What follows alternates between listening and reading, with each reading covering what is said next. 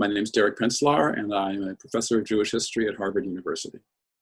I've been working at the center or its constituent organization since I was a doctoral student. I recall working at the Liebig Institute back in the late 1980s, back when it was up on the Upper East Side.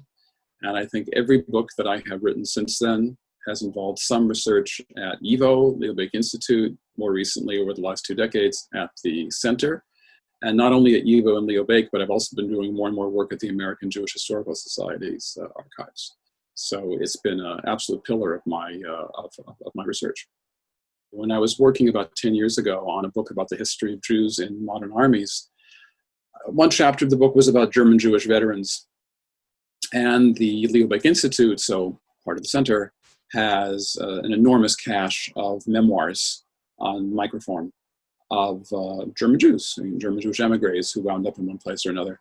And so I was reading the memoirs of veterans, and what surprised me was not just the similarities, which I'd expected, expressions of the emotional pain of having been betrayed by the Reich that they had fought for, and many of them had been wounded in the war.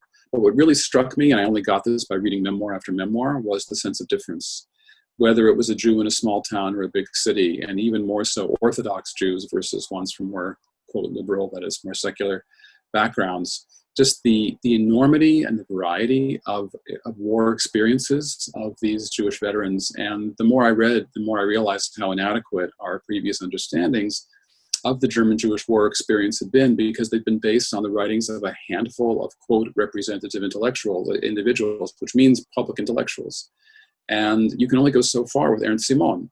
I mean, he's one person, and you read dozens and dozens of memoirs, and you get a very different picture. So this is, of course, just the basics of social history. But if it hadn't been for that cache of material, I wouldn't have been able to come across it. And I think it made for what, personally, for me, was the most moving section in the book.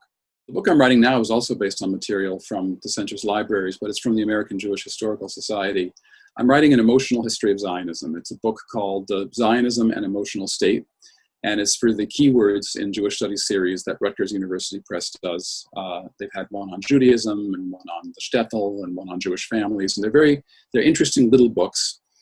And for the first time in my career, I'm moving more and more into American Jewish history. And a lot of the material on American Zionism, American Jewish fundraising, and other forms of interaction with Israel since 1948, I gathered first at the American Jewish Historical Society archive. Then I went to Israel last year and gathered up a lot more material at the Central Zionist Archive and at the Israel State Archive.